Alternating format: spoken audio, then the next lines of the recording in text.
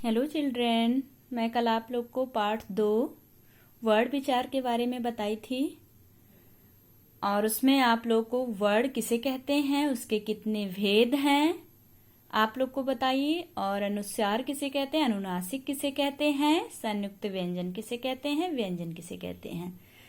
आगे मैं आप लोग को मात्राओं के बारे में जानकारी देंगे। हिंदी भाषा में स्वरों का बहुत महत्व है। हिंदी भाषा में स्वरों का बहुत महत्व है क्योंकि बिना स्वर के हम व्यंजन पूरा नहीं कर सकते और जब व्यंजन पूरा नहीं कर सकते तो हम शब्द नहीं बना सकते।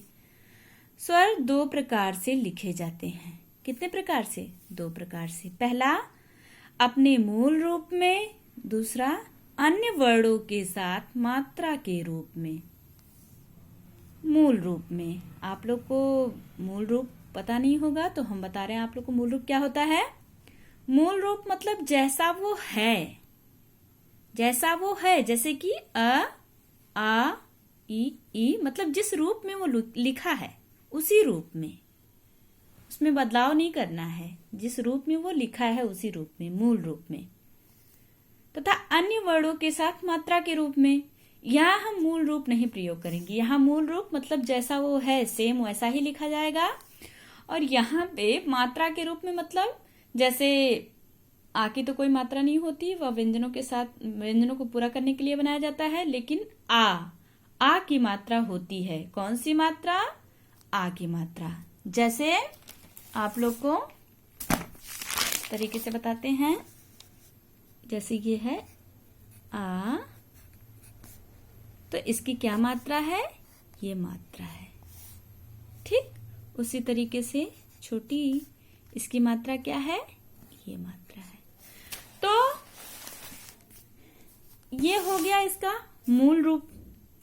ये स्वर का क्या हो गया? मूल रूप।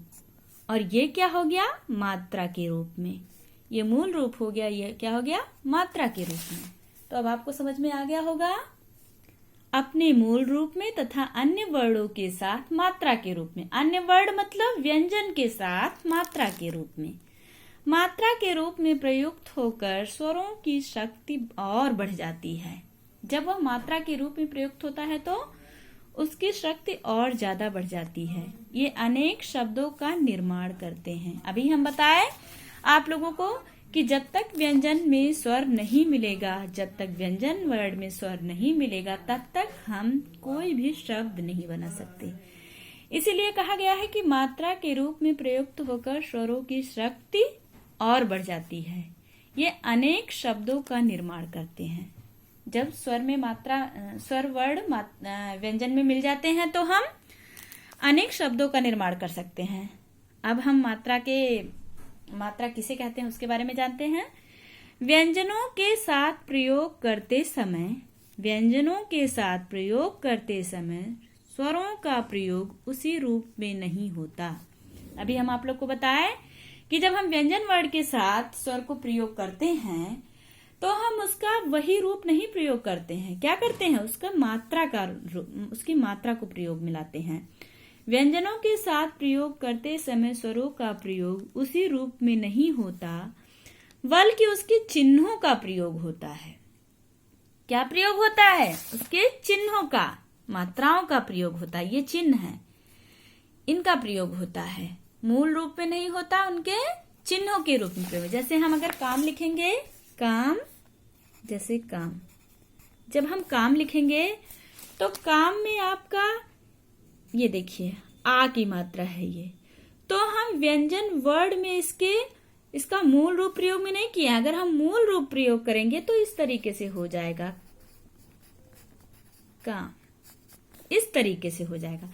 तो ये शब्द आपका सही नहीं है।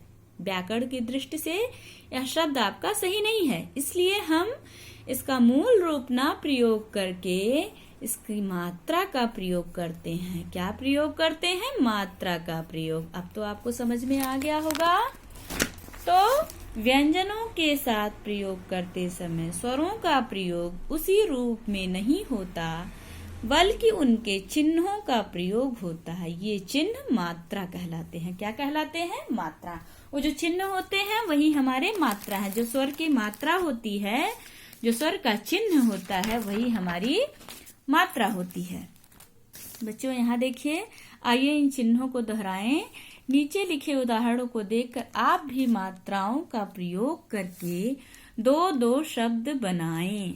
जब आपके पास बुक अवेलेबल हो जाएगी तो आप भी इस तरीके से आ से दो शब्द बनाएंगे, फिर आ की मात्रा से दो शब्द, छोटी की मात्रा से, बड़ी से छोटा ऊ, बड़ा ऊ, री, ए, ओ, औ। इन सारी मात्राओं से दो दो शब्द बनाएंगे। मात्राओं का प्रयोग बहुत ध्यान से करना पड़ता है। मात्राओं का प्रयोग हमको बहुत ही ध्यान से करना पड़ता है। यदि हम उनके प्रयोग में सावधानी ना बरतें तो भाषा अशुद्ध हो जाती है। अगर हम ध्यान से मात्रा का प्रयोग नहीं करेंगे, ध्यान से नहीं लगाएंगे, तो हमारी वो भाषा अशुद्ध हो जाएगी, बोलने में गलत हो जाएगी। शुद्ध भाषा की यदि बात करें तो का में छोटी ई की मात्रा का ध्यान आता है। अक्सर आप लोग छोटी और बड़ी की मात्रा में गलती कर देते हैं। क्यों गलती करते हैं? क्योंकि आप सही बोलते नहीं हैं। अगर आप सही उच्चारण करेंगे तो आप मात्रा में गलती नहीं करेंगे। इसलिए सबसे पहले आपको उच्चारण सही करना सीखना है। तो हम जब का में छोटी ई लगाएंगे तो हम क्या बोलेंगे? की। क्या बोलेंगे? की। और जब बड़ी ई लगाएंगे तो क्या बोलेंगे? की। क्योंकि आप लोग को पता है ना कि छोटी ई की मात्रा जब लगती है तो हम उसको जल्दी बोल लेते हैं, और बड़ी ई की लगती है तो उसमें ज्यादा समय लगता है। तो पहले क्या रहेगा? की और की के प्रयोग में हम अक्सर गलती करते हैं, क्योंकि हम सही उच्चारण सही नहीं करते हैं, इसलिए अक्सर गलती करते हैं। इस गलती से बचने के लिए नीचे लिखी बातों पर ध्यान देना जरूरी है। ऐसी गलती ना हो, उससे बचने के लिए नीचे कुछ चीजें दी गई हैं, उसको आप ध्यान से सुनिए।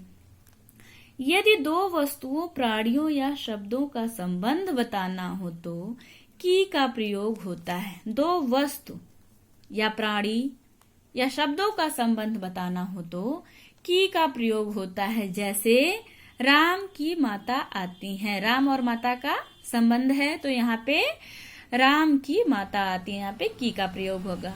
या फिर यह मिट्टी की मूर्ति बहुत सुंदर है, मिट्टी से मूर्ति बनाई जाती है तो इस दोनों का संबंध है, तो यह मिट्टी की मूर्ति बहुत सुंदर है।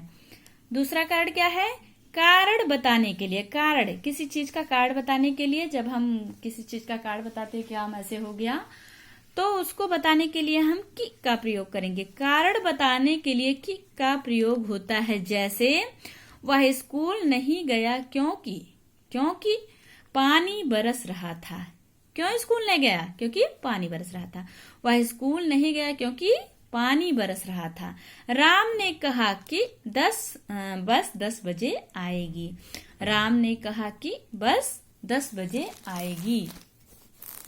अब आपको द्वित्व व्यंजन के बारे में जानकारी देंगे। द्वित्व व्यंजन क्या है? द्वितीय शब्द सुनते ही दो बार का अर्थ समझ आता है। जब हम द्वित्व बोलते हैं तो ऐसा लगता है कि वो चीज दो बार का अर्थ समझ में आता है, ऐसा लगता है दो बार कहा गया है। जब एक ही व्यंजन दो बार, एक ही व्यंजन, सेम व्यंजन, एक जैसा व्यंजन, जब एक ही व्यंजन दो बार एक साथ प्रयोग किया जाता है तो वह द्वित्व व्यंजन कहलाता है। जब एक ही व्यंजन दो बार, सेम व्यंजन दो बार साथ प्रयोग किया जाता है, एक ही साथ प्रयोग किया जाता है तो वह द्वित्व व्यंजन कहलाता है। द्वित्व व्यंजन में पहली बार व्यंजन स्वर के बिना, जो आप लोग को देखिए सामने दिख रहा है कच्चा, तो जो पहला चा है वह स्वर के बिना है, स्वर के बिना, स्वर रहित, जिसको बोलते हैं स्वर के बिना प्रयोग किया जाता है। और दूसरी बार स्वर के साथ, दूसरी बार आपका चा स्वर के साथ प्रयोग किया गया है। तो द्वितीय व्यंजन में क्या होता है? पहली बार व्यंजन, दो सेम व्यंजन एक ही साथ बोले जाते हैं, लेकिन पहली बार जो व्यंजन होता है वो स्वर के बिना होता है और दूसरी बार क्या होता है? स्वर के साथ। उदाहरण: कच्चा, दिल्ली, पक्का, मिट्टी, लज्जा आदि। आप लोग इन सारे उदाहरण में देखिए, सब जगह पहला जो सेम वर्ड है वो स्वर के बिना है और दूसरा स्वर के साथ। अब द्वितीय व्यंजन की परिभाषा जाने।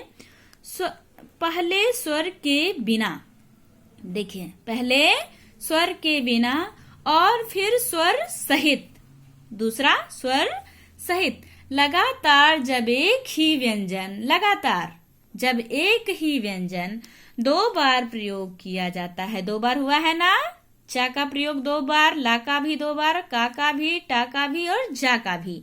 लेकिन पहला क्या है, स्वर के बिना और दूसरा स्वर के साथ।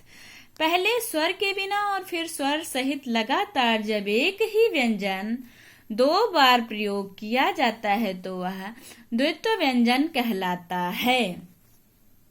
समझ में आ गया होगा, आशा करती हूँ कि आप लोग को समझ में आ गया होगा। अब आगे है रा के विभिन्न रूप। रा के विभिन्न रूप जो आप लोग को बहुत ही अच्छे से समझाना पड़ेगा, क्योंकि आपको इसमें बहुत सारी कंफ्यूजन आएगी, क्योंकि रा के विभिन्न रूप हैं जिसमें आप जरूर कंफ्यूज होंगे। तो इसको हम आप लोग को कल समझाएंगे अच्छे से। तो जितना आज आप लोग को पढ़ाए हैं उतना ध्यान से समझिए और याद करने की कोशिश कीजिए। Thank you.